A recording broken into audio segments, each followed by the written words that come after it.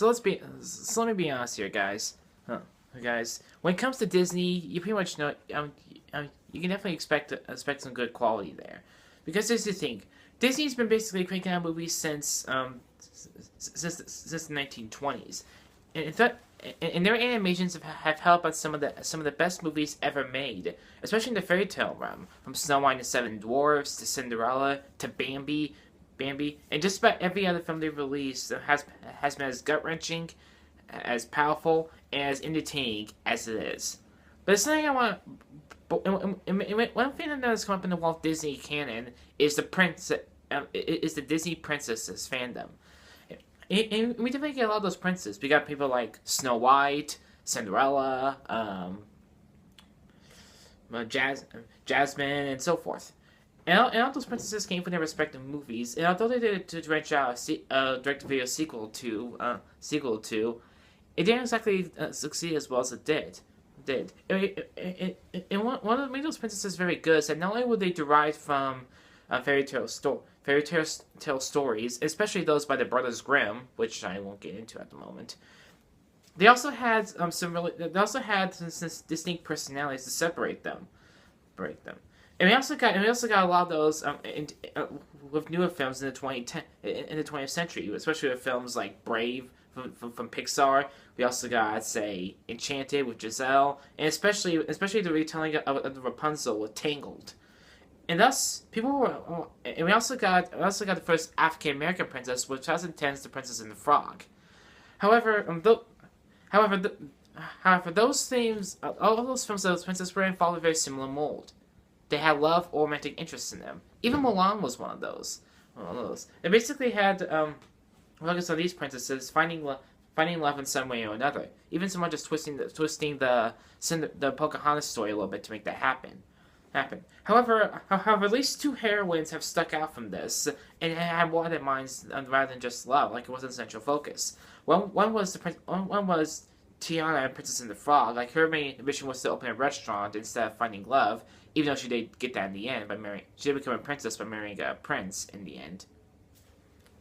The second of which was Rapunzel and Tangled. Like, her goal was basically to find her parent to find the floating lanterns to reunite with her parents, even though she does have a relationship with Flynn Rider, aka Eugene Fitzherbert, along the way, and especially comes Frozen, where that entire love thing was basically abolished entirely, and that's actually one of Disney's best films to date, because not only were Anna and Elsa immediately inducted into the Disney princess canon, but their love wasn't of a romantic love, but actually more of a family love. And that was actually one of Disney's most best and most subversive films to date. It's subverted the typical Disney animated princess tropes, and it actually was both smart, insightful, and overall worked fairly well. That's why everyone loved that film as much as it did, even more so than they loved Let Go. So why am I talking about this? Well, here comes Disney's newest film, Moana. Apparently, it's set on a Polynesian island where a young woman named Moana has to embark on a journey to save her people by locating a demigod and having him, and with their help, locate an artifact that can save her island. However, and a lot of people were buzzing about this because not only did it feel like this film could break the Disney mold yet again, but it also had great talent behind it, especially a great newcomer. So, I took a look at Moana. Is it a movie for paradise? Well, guys, I've seen a few good animations this year. The best of which is being Zootopia, with its great characters, stellar voice acting, sharp satire, insight, and comedy, especially great commentary, great social commentary. That film is just amazing. One of Disney's best films to date. Moana, and let's make this clear. Had I not seen Zootopia this year, I could say right now, Moana is the second best animation I have seen this year, bar none. Man, I thought Zootopia might still rank in terms of animations, but Moana is really just as good, if not better.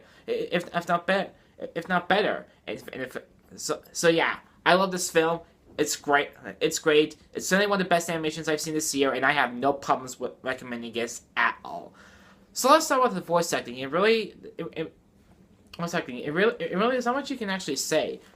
You can say, but I will say that the voice acting is arguably stellar. When we have at least four distinctive voices in the crowd. We have a main actor, Willa Carvalho, who was actually tracked down by the Disney crew after to find a real Hawaiian/Polynesian actress to voice the Moana, and I gotta say, guys, this girl has a career ahead of her. If no one picks this girl for a movie afterwards, this is a goddamn crime. I'm gonna say that. Because even though she can definitely tell she's 16, she still has a little ways to go. This girl, she's amazing. What more can I say? Similar case with Dwayne "The Rock" Johnson, while people playing Maui, the demigod that she tries to track down. Yeah, sure, he can have his egotistical self, which you can't expect from Dwayne "The Rock" Johnson at some point, at one point. And one thing I love about I'll get to the animation in a bit, but what I really love the fact they actually took his tattoos, plastered them all over his body, and actually had him have personalities of their own. I thought that was actually really cool. Pretty funny too. There's a lot of humor like that in this film. Great job. Okay, guys. Okay, guys. Now time for the animation. Really, what can I say? Disney just gets better with their animation. Well, some films kind of falter a bit in their animation. Like I know a lot of low budget films. They must have had a big budget for this film because the animation is amazing. It's certainly some of the best underwater. And the underwater film is, underwater, some of the best I've seen since Finding Dory this year. Seriously. Hey, and speaking of what I said earlier, what I loved about Moana is her motivation. She's not looking for love at all. She completely breaks the Disney mold again.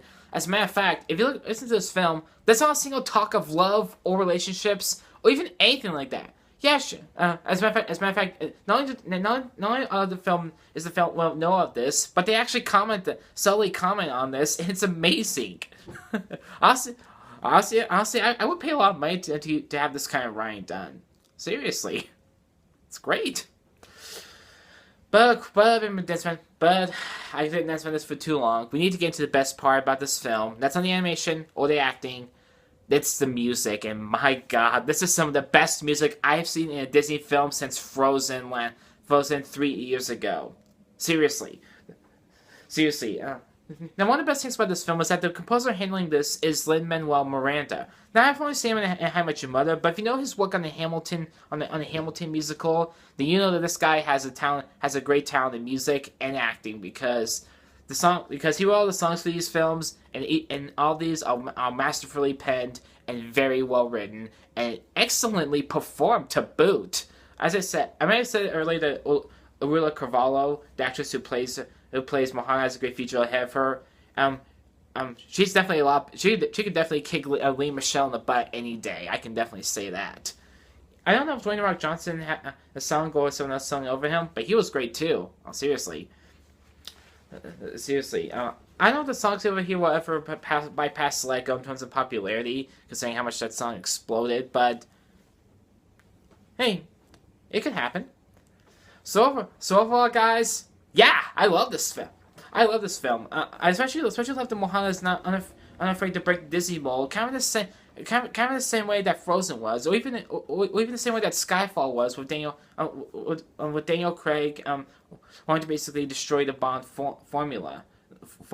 Especially for Moana, this definitely works well. The animation is stronger than ever. The voice cast is excellent, and the songs elevate this film so much, and the self-awareness in this film is fantastic, and the humor is just wonderful. I laughed so much, I almost lost my breath in several scenes.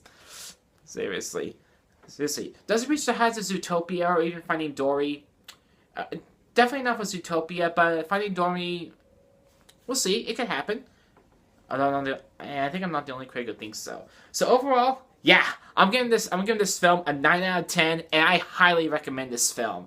I'm not gonna say it beats Zootopia yet again, but I will say this: Disney's been on a hot streak when it comes to bucking trends, just like I am. However, if you're a fan of this film, you just want to see a great Disney film, I highly recommend this. Don't and seriously, for all those who love princesses, those who love Disney princesses, prepare to be amazed. That's all I can say. So thanks a lot for watching, guys. If you like what you saw, please comment down below, send me a like, and be sure to subscribe. Also, you can see the button right down there. Please donate to my channel. I do appreciate you guys. Every contribution helps. Be it $1, as little as $1, or even $10, or however you want. All you guys' donations are extremely appreciated, and I'm working my butt off to bring you guys better content. That being said, I have some announcements to make. I'm sorry I've been absent for the past week, so I wasn't able to get to Fantastic Beasts and where to find them. However, by the time the end of the year comes around, like around Christmas time, I intend to make a video video detail where I give my thoughts on all the movies I have missed.